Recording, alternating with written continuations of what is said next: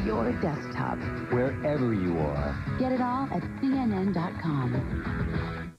There are at least two sides to every story. While one person may perceive things one way, someone else might see them very differently. CNN's Insight looks at the issues from a broader perspective, examining all sides and presenting different points of view. So you can focus on the big picture. Insight with Jonathan Mann, changing the way you look at your world. Weeknights on CNN.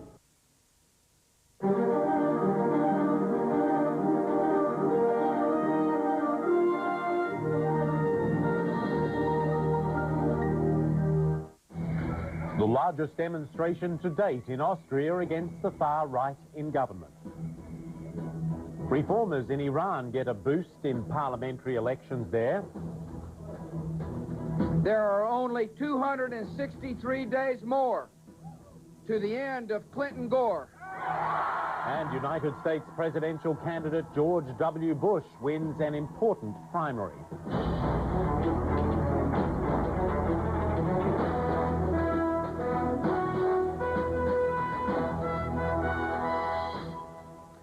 And welcome to you. I'm Michael Holmes at the CNN Center. This is World News, and we will have vote results and reaction to the US presidential primary in just a moment. But first, Austrian Chancellor Wolfgang Schüssel says he expects the demonstrations against his government will gradually lose steam. More than 150,000 protesters packed the streets of Vienna on Saturday to demand the government's resignation. They say Mr. Schüssel has divided the country by forming a coalition with the far-right Freedom Party. Mr. Schüssel predicted there will be one more big demonstration and then calm will return. About 3,000 people held a demonstration in Paris. They say they cannot accept the Freedom Party in Austria's government, even though it came to power through a democratic election.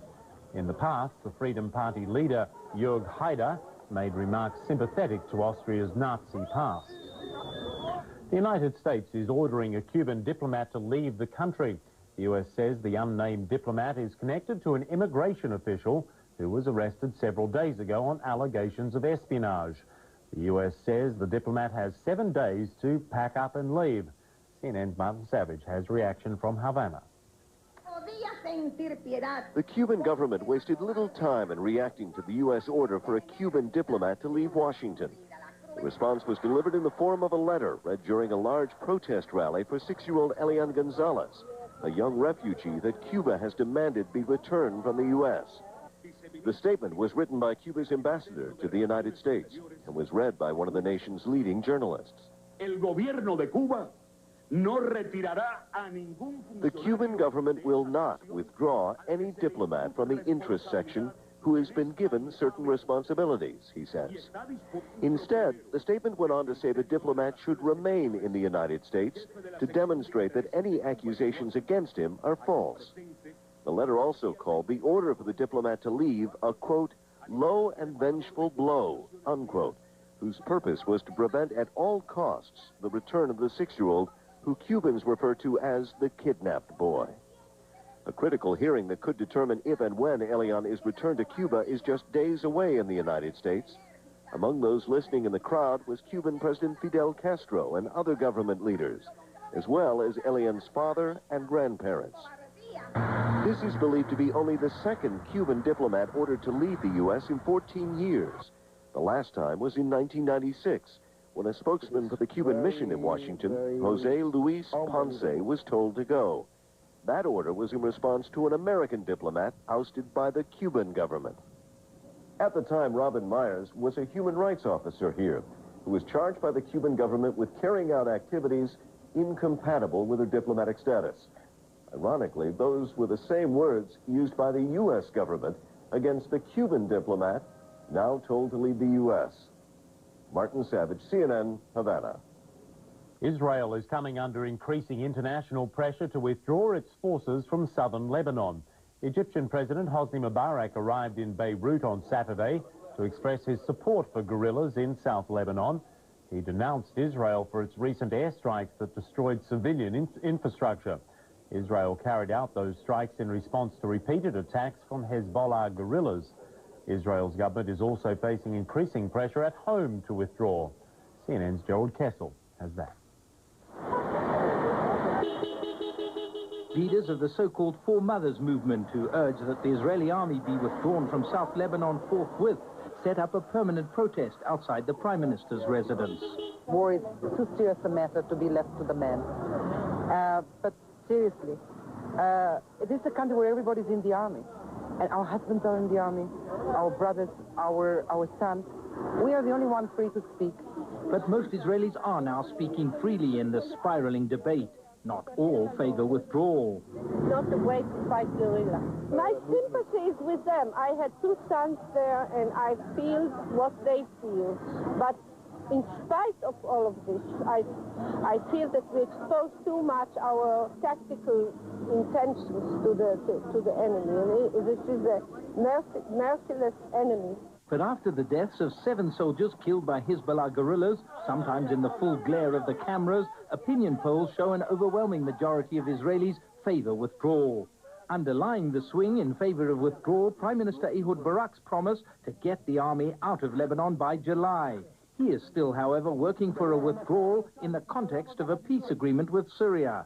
But Israeli leaders say Syria still isn't doing what it can to curb Hezbollah actions against Israel in South Lebanon. They try to prepare the negotiation by military pressure, and they want to bring us to the negotiation table weak and bleeding.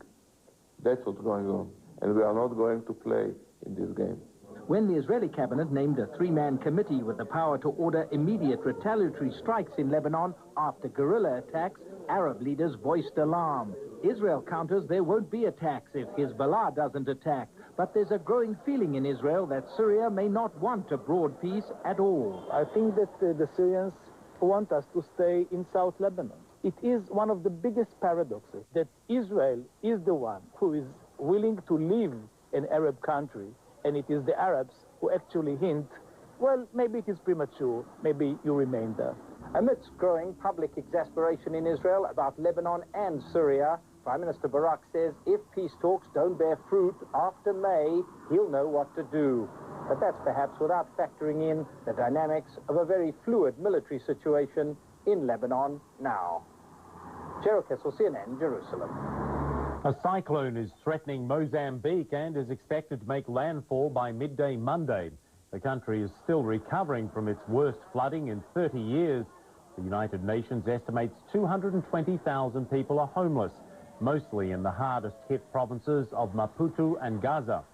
Saturday, the Organization of African Unity appealed to its members for emergency aid.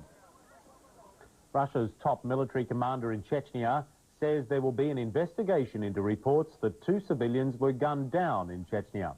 People in the southern village of Matanchu say soldiers shot a woman and a man several days ago. United Nations Human Rights Chief Mary Robinson says she has documented cases of other human rights abuses in Chechnya. Moscow says the allegations are one-sided and anti-Russian. Meanwhile, the battle for Chechnya continues in the south. CNN's Matthew Chance has that. In the skies over southern Chechnya, Russian warplanes unleashing fresh attacks on suspected rebel strongholds. Tanks push through devastated towns and villages, backed by helicopter gunships. The Russian military appears to be making further gains into rebel territory. Officials say their operation to destroy what they describe as terrorists and bandits could be over soon. But these latest images from behind rebel lines show the Chechen militants aren't beaten yet and are able to mass at night to stage guerrilla attacks. These hardline fighters say they're driven by their Islamic faith to fight to the end. Their goal is primitive, while our goal is higher. We will win, because if a fighter dies on our side, he is taken into heaven as a holy warrior. Russia could still face fierce resistance and painful losses at the hands of these men. Allahu Akbar. Allahu Akbar. Visiting injured troops in Moscow, Russia's interior minister acknowledged a latest setback for his forces in Chechnya. There was an incident involving an armed forces helicopter. It plunged 50 meters and 15 men perished. A Chechen rebel website says this is the aircraft shot down by rebel fighters in southern Chechnya. Moscow says it's investigating the incident. And as the battle continues for control of the last areas of Chechen territory in rebel hands, these mountain strongholds may be the scene of more fierce fighting ahead. Matthew Chance, CNN, Moscow. George W. Bush has regained momentum in the Republican race for United States President. Bush scored a decisive victory over rival John McCain in South Carolina's Republican primary. The contenders are now off to Michigan, where they will continue campaigning on Sunday. That state and Arizona host Republican primaries this week. U.S. political parties use primaries to choose delegates to send to their national conventions, where those delegates then formally pick the party's candidate for president. CNN's Gina London joins us now with an update on the race from Columbia, South Carolina. Gina, bring us up to date. Hi, good evening to you, Michael. Well, you're right. That's really the crucial element and objective of the United States primaries, of collecting as many of the delegates that each state's allotted as you go along throughout the state's primaries, building up to the convention. And what we've had here is a very crucial one, because this was coming off of a sound defeat for Governor Bush in New Hampshire. It's really important for him to regain this ground, and he says that he did do so by his solid win tonight. A pivotal primary and warm, clear weather make the perfect combination for bringing South Carolina voters out to the polls in record numbers. We have good people running, and I think it behooves us to not just say that, you know, we're Republicans, so we have to vote Republican, or we're Democrats, because we have to vote Democratic, but that we vote for the person we feel is most qualified. South Carolina's GOP primary wasn't restricted to only Republican voters. Arizona Senator John McCain had implored independents and Democrats to cross over and vote for him. My friends, you don't have to win every skirmish to win a war or a crusade. And although we fell a little short tonight, our crusade grows stronger. Exit polls showed that although many non-Republicans did cast ballots in this primary, the core Republicans rallied around Texas Governor George W. Bush, a core conservative group that may have strongly identified with Bush's position as a man of faith. They're mostly Christians, and they're voting the Christian line, and the Christian line has always been consistent with the old Republican line. Bush knew the stakes were high and that he needed a substantial margin of victory to derail McCain's apparent momentum from New Hampshire. It is the victory of a message that is compassionate and conservative. And it is the victory of a messenger who is a reformer with results. Now, as you mentioned, Michael, there are 2 other states in the next 48 hours, 3 days, in fact, that will be holding those primaries. That of Arizona, which is the home state of Senator John McCain, it's expected he will carry that.